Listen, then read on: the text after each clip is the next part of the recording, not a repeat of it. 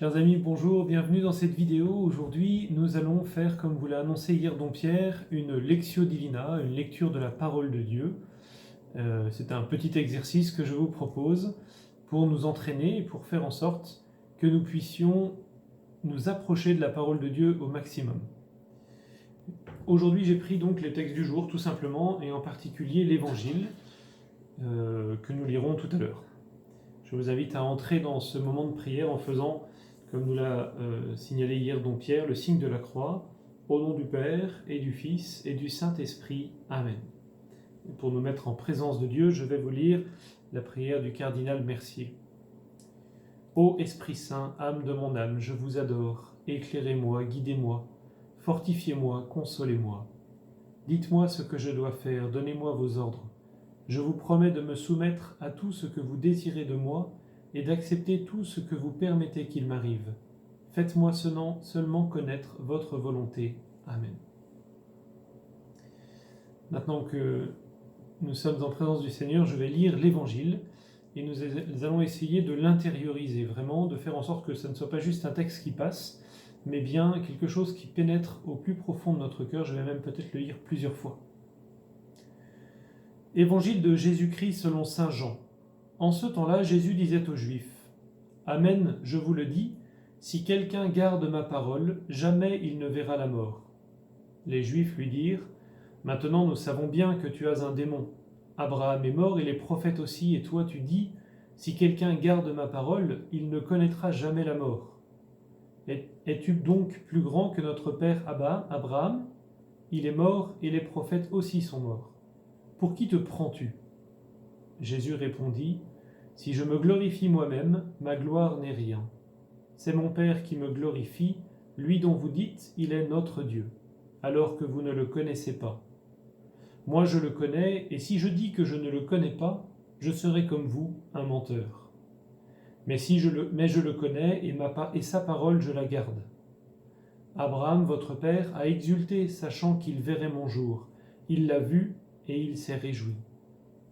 Les Juifs lui dirent alors : Toi, tu n'as pas encore 50 ans, tu as vu Abraham ?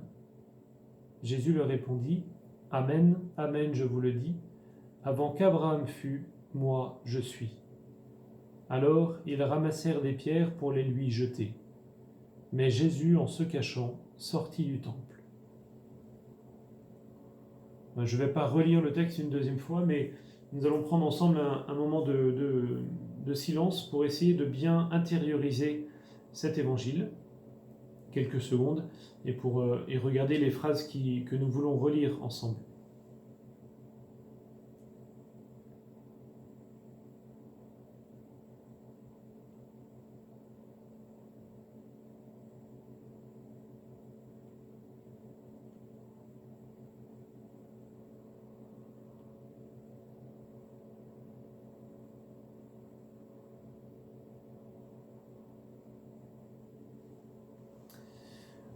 Voilà. Maintenant, nous allons passer à la troisième étape. Nous pouvons bien sûr développer cette deuxième étape lorsque nous ferons d'autres Lectio Divina. Là, je passe un peu parce que c'est sous le format de la vidéo. Qu'est-ce que dit le texte ? Alors, j'ai noté plusieurs choses. On peut y voir plein d'éléments différents, mais c'est un moment important de savoir ce que dit le texte, parce que régulièrement, en tout cas c'est mon cas, j'ai tendance à passer trop vite sur certains points de l'évangile, et cet évangile est très riche. En fait, il dit plein de choses différentes, et lorsque l'on prend le temps, eh bien, on se rend compte que parfois on pourrait passer rapidement là-dessus. Alors, ce que j'ai noté, c'est que tout d'abord Jésus, ce qui paraît le plus logique, Jésus annonce très clairement sa divinité, parce qu'il dit avant qu'Abraham fût, je suis. Ça, il faut être Dieu pour dire une chose pareille, sinon c'est pas possible. Personne ne peut avoir vu Abraham, c'est d'ailleurs l'interrogation des Juifs. Et en même temps, lorsque Jésus dit ça, il le dit avec un langage un peu mystérieux.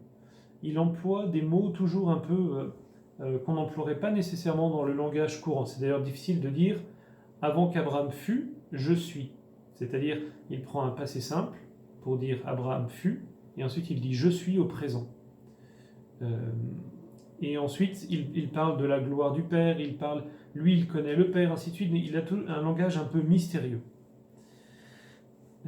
La deuxième chose que j'ai notée, c'est que Jésus est le Dieu des vivants et des morts. Parce qu'en effet, il dit avec Abraham qu'Abraham a vu son jour. Et donc, de la même manière, il dit « Tous ceux qui accueillent ma parole ne mourront pas ». Donc il parle beaucoup de l'espérance dans une vie après la mort. Le problème, c'est qu'en faisant ça, il tombe sur un obstacle, parce que les Juifs, en particulier les pharisiens, ne croyaient pas qu'il y avait une vie après la mort. Et donc du coup, il met malheureusement, mais il est obligé de le dire, c'est ce qu'il dit d'ailleurs, si je dis que je ne connais pas Dieu, je suis un menteur. En fait, Jésus, il est obligé de dire les choses. Il est obligé de dire, ben voilà, je connais Dieu. Et je connais Dieu, non seulement je connais Dieu, mais en plus, il y a une vie après la mort, il le dit de manière tacite. J'avance un peu, la troisième chose, c'est qu'il abaisse les vaniteux. Il dit, mais les Juifs lui disent, mais qui es-tu pour dire cela? Et il dit, moi, si je me glorifie moi-même, ma gloire n'est rien. Donc, par cette simple phrase, il dit, toutes les personnes qui ont tendance à se mettre un peu trop en avant, en fait, c'est des personnes qui se trompent elles-mêmes en disant qu'ils ont quelque chose de spécial, mais si c'est eux-mêmes qui le disent, en fait, ça n'a pas de sens. Jésus dit effectivement qu'il est éternel, en disant, eh bien, avant qu'Abraham fût, je suis. Il parle de son éternité, le fait qu'il était avant toute chose et il sera après toute chose. Et il annonce que la mort n'a pas d'emprise sur lui. Si quelqu'un garde ma parole, vous savez, on dit souvent que Jésus c'est la parole de Dieu, donc lorsqu'il dit si quelqu'un me garde, en l'occurrence il dit ça, eh bien il ne connaîtra pas la mort. Voilà, je passe un peu plus rapidement. Vous voyez, dans cette lecture divine, on prend un passage de l'évangile qui est assez court au final, et on peut trouver plein de choses à dire. Je vous invite à faire ce travail, de bien relire le texte, essayer de chercher chaque point. Et enfin maintenant, qu'est-ce que le texte me dit? Là, on a regardé ce que le texte disait, mais personnellement, qu'est-ce qu'il me dit? Alors moi, je vous dis ce qui m'a touché dans ce texte, qui est en lien évidemment avec ce que le texte dit, c'est logique. Moi, je suis très marqué par ce désir que Jésus a de mettre dans notre cœur une grande espérance. C'est fou de se dire que Abraham, qui est quand même quelqu'un qui a vécu, pour nous, ça fait 3900 ans, eh bien Abraham connaît Jésus, et nous connaîtrons Abraham si nous allons au ciel. Si nous faisons la volonté du Père, nous irons connaître Abraham, nous le verrons.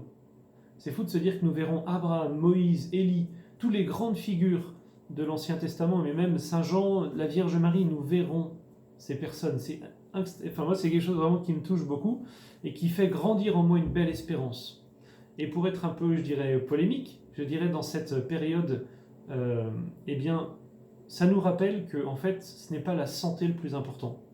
Le plus important, c'est la santé de notre âme. La santé, mais évidemment, c'est facile de dire ça quand on va bien, quand on est en bonne santé, mais c'est ce que dit Jésus. Et d'ailleurs, je ne peux pas dire autre chose que ça, parce que Jésus dit la même chose. Si je ne le dis pas, je serais un menteur. Jésus dit, si je ne dis pas que je ne connais pas Dieu, je serai comme vous, je serai un menteur. Eh bien, là, c'est la même chose.